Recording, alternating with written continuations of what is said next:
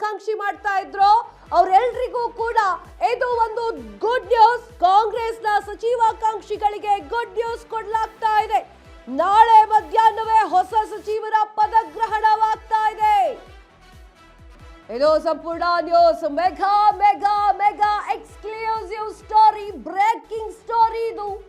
ಕಾಂಗ್ರೆಸ್ ಸಚಿವಾಕಾಂಕ್ಷಿಗಳಿಗೆ good news. ನಾಳೆ ಮಧ್ಯಾಹ್ನವೇ ಹೊಸ ಸಚಿವರ ಪದಗ್ರಹಣ.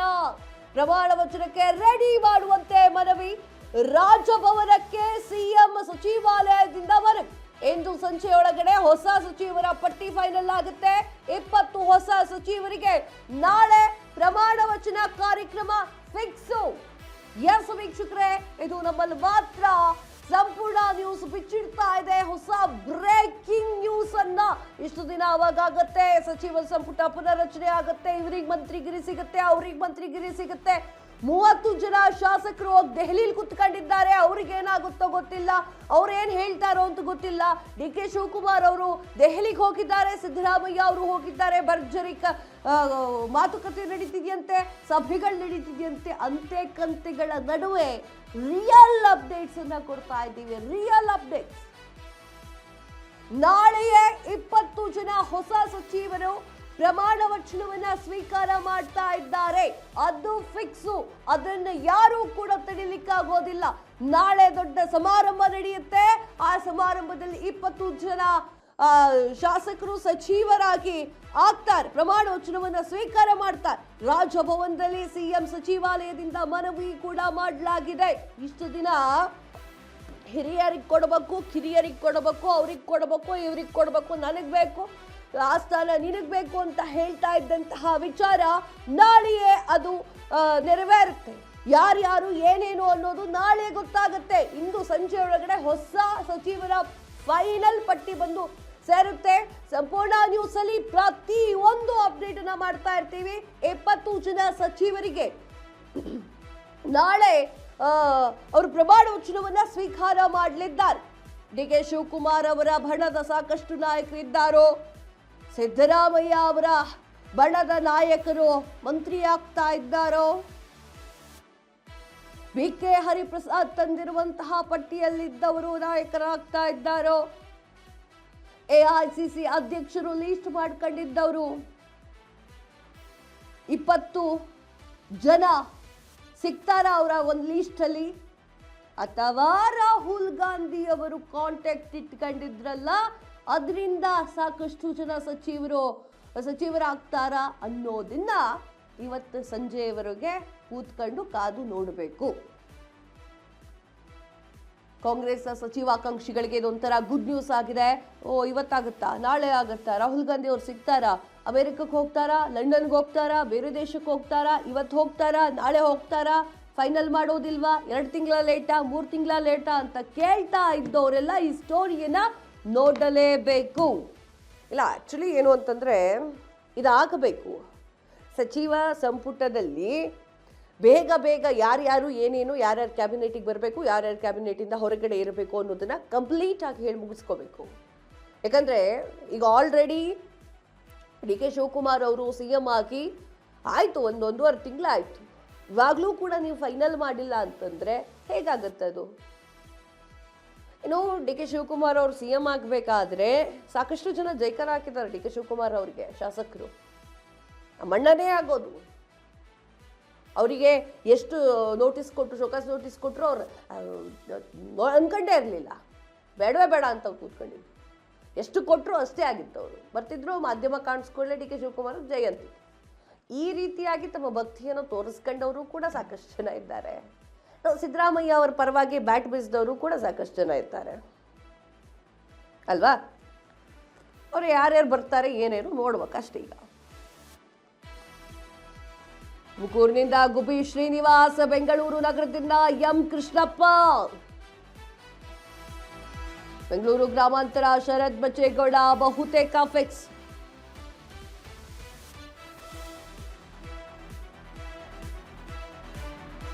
ಮಂಡ್ಯದ ಚಲುವರಾಯಸ್ವಾಮಿ, ಮಾಗಡಿಯ ಸಿ ಬಾಲಕೃಷ್ಣ, ಕೋಲಾರದಿಂದ HY ನಂಜೇಗೌಡ, ಹಾಸನದಿಂದ ಶಿವಲಿಂಗೇಗೌಡ,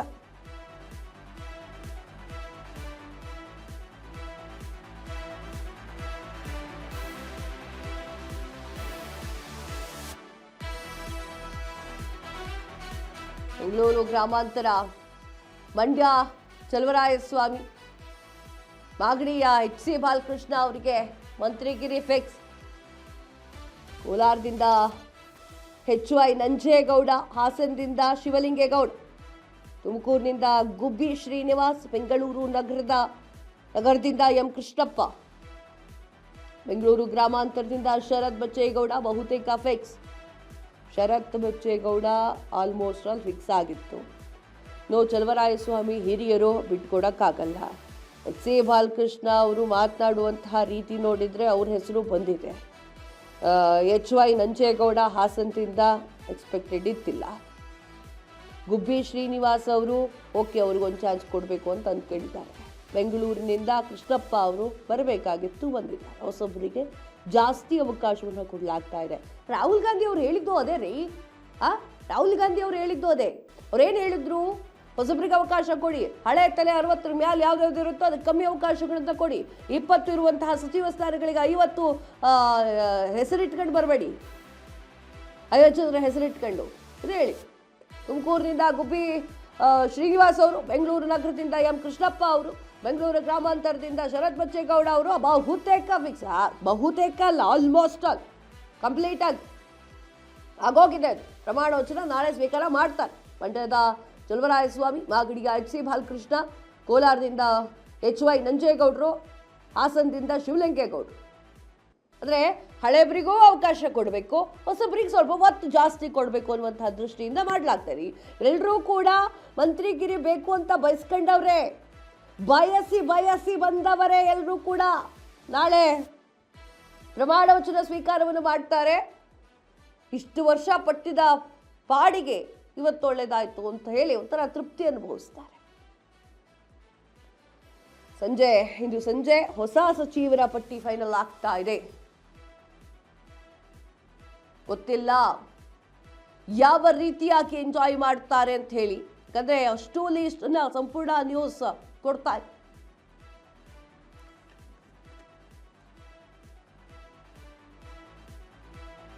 ಬೆಳಗಾವಿಯ ಲಕ್ಷ್ಮಣ್ ಸವದಿ ಮತ್ತು ಅಶೋಕ್ ಪಟ್ಟಣ್,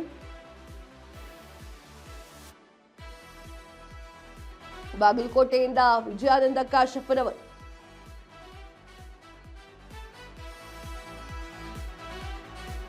ತುಮಕೂರುಗೆ ಷಡಕ್ಷರಿ ಸಚಿವ ಸ್ಥಾನದ ರೇಸ್ನಲ್ಲಿ,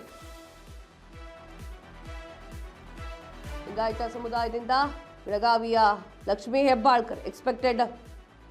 ದಾವಣಗೆರೆಯ SS ಮಲ್ಲಿಕಾರ್ಜುನ್, ಎಸ್ ಅದು ಕೂಡ ನಾವು ಹೇಳಿದ್ವಿ. ಈ ಮೊದಲೇ ಸಂಪೂರ್ಣ ನ್ಯೂಸಲ್ಲಿ ಎಲ್ಲರ ಹೆಸರನ್ನು ಕೂಡ ಹೇಳಿ ಆಗಿತ್ತು. ಬೆಳಗಾವಿಯ ಲಕ್ಷ್ಮಣ್ ಸವದಿ ಮತ್ತು ಅಶೋಕ್ ಪಟ್ಟಣ್.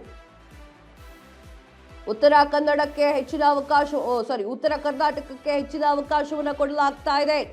ಬೆಳಗಾವಿಯಿಂದ ತುಮಕೂರಿನಿಂದ ಕೆ ಷಡಕ್ಷರಿ ಸಚಿವ ಸ್ಥಾನದ ರೇಸ್ನಲ್ಲಿದ್ದಾರೆ. ಎಲ್ಲದರ ಹೆಸರು ಕೂಡ ಸಂಪೂರ್ಣ ನ್ಯೂಸ್ ಹೇಳಿತ್ತು.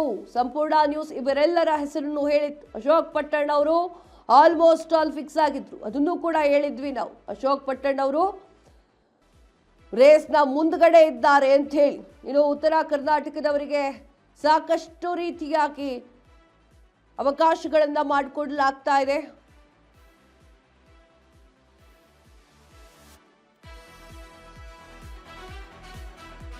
ದಲಿತರ ಕೋಟಾದಲ್ಲಿ RB ತಿಮ್ಮಾಪುರಗೆ ಫಿಕ್ಸ್.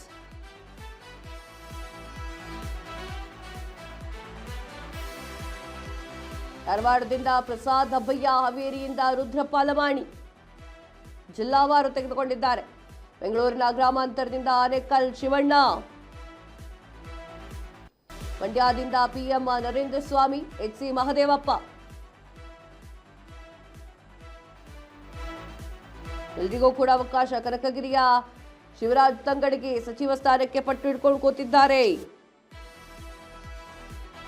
ದಲಿತರ ಕೋಟಾದಲ್ಲಿ RB ತಿಮ್ಮಾಪುರ ಅವರು ಆಲ್ಮೋಸ್ಟ್ ಆಲ್ ಫಿಕ್ಸ್ ಆಗಿದ್ದಾರೆ.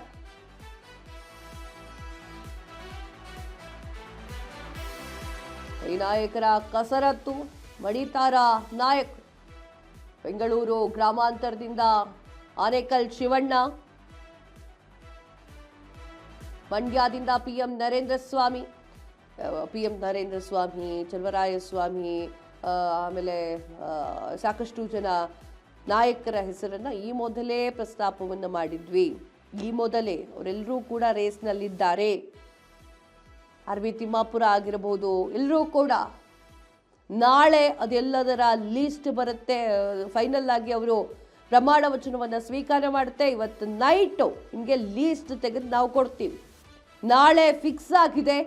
ನಾಳೆ 20 ಜನ ಹೊಸ ಸಚಿವರೇನಿದ್ದಾರೆ ಅವರು ಪ್ರಮಾಣ ವಚನವನ್ನು ಸ್ವೀಕಾರ ಮಾಡ್ತಾರೆ. ಅದು ಫಿಕ್ಸ್, ಯಾರು ಕೂಡ ತಡೆಯಕ್ಕಾಗದಿಲ್ಲ. ಚಿತ್ರದುರ್ಗದಿಂದ ರಘುಮೂರ್ತಿ ನಡುವೆ ಭಾರೀ ಫೈಟ್ ಆಗ್ತಾ ಇದೆ. ರೆಡ್ಡಿ ಸಮುದಾಯದಿಂದ ಚಿಕ್ಕಬಳ್ಳಾಪುರ ಸುಬ್ಬಾರೆಡ್ಡಿ, ಕೊಪ್ಪಳದ ಬಸವರಾಜ ರಾಯರೆಡ್ಡಿ ನಡುವೆ ಫೈಟ್.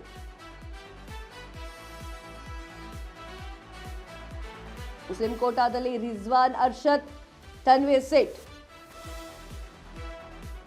ಎಸ್ಟಿ ಕೋಟಾದಲ್ಲಿ ಬಿ ನಾಗೇಂದ್ರ, ಬಸವರಾಜ್ ದದ್ದುಲ್. ಚಿತ್ರದುರ್ಗದಿಂದ ರಘುಮೂರ್ತಿ ನಡುವೆ ಭಾರೀ ಫೈಟ್. ರೆಡ್ಡಿ ಸಮುದಾಯದಿಂದ ಚಿಕ್ಕಬಳ್ಳಾಪುರದ ಸುಬ್ಬಾರೆಡ್ಡಿ, ಇನ್ನೊಂದ್ಸಲ ಹೇಳ್ಬಿಡ್ತೀನಿ ಅಂತ ಹೇಳ್ತಿದ್ದೀನಿ. ಕೊಪ್ಪಳದ ಬಸವರಾಜ್ ರಾಯರೆಡ್ಡಿ ನಡುವೆ ಫೈಟ್. ಮುಸ್ಲಿಂ ಕೋಟಾದಲ್ಲಿ ಜಮೀರ್ ಅಹಮದಿಲ್ಲಾ, ರಿಜ್ವಾನ್ ಅರ್ಷದ್, ತನ್ವೀರ್ ಸೇಠ್ ಇಬ್ಬರ ನಡುವೆ ಕಾಂಪಿಟೇಷನ್ ಇದೆ. ಎಸ್ಟಿ ಕೋಟಾದಲ್ಲಿ ಬಿ ನಾಗೇಂದ್ರ, ಬಸವರಾಜ್ ದದ್ದುಲ್ ಎರಡರ ನಡುವೆ 540 ಇದೆ. 540 ವಿಚಾರವನ್ನು ಹೇಳ್ತಾ ಇದ್ದೆ. ಸಾಧ್ಯವೇ ಇಲ್ಲ. ಏನು ಬೈ ಎಲೆಕ್ಷನ್ ಆಯ್ತಲ್ಲ, ಬೈ ಎಲೆಕ್ಷನ್ ಇಂದ ಜಮೀರ್ ಅಹಮದ್ ಖಾನ್ ಅವರ ಹೆಸರಿಗೆ ಡ್ಯಾಮೇಜ್ ಆಗಿದ್ದು ಒಂದೆರಡಲ್ಲ. ರಾಹುಲ್ ಗಾಂಧಿ ಅವರು ಹೇಳಿದ್ರು ಬೇಡ ಬಿಟ್ಬಿಡಿ ಅಂತ ಹೇಳಿದ್ರಂತೆ. ಆ ಒಂದು ಕಾರಣಕ್ಕಾಗಿ ರಿಜ್ವಾನ್ ಅರ್ಷದ್, ತನ್ವೀರ್ ಸೇಠ್ ಇಬ್ಬರಲ್ಲಿ ಯಾರಿಗೆ ಸಿಗುತ್ತೋ ಗೊತ್ತಿಲ್ಲ. ಕಾದ್ ನೋಡ್ಬೇಕು. ನಾಳೆ ಅವರಿಗೆ ಕಾದ್ ನೋಡ್ಬೇಕು.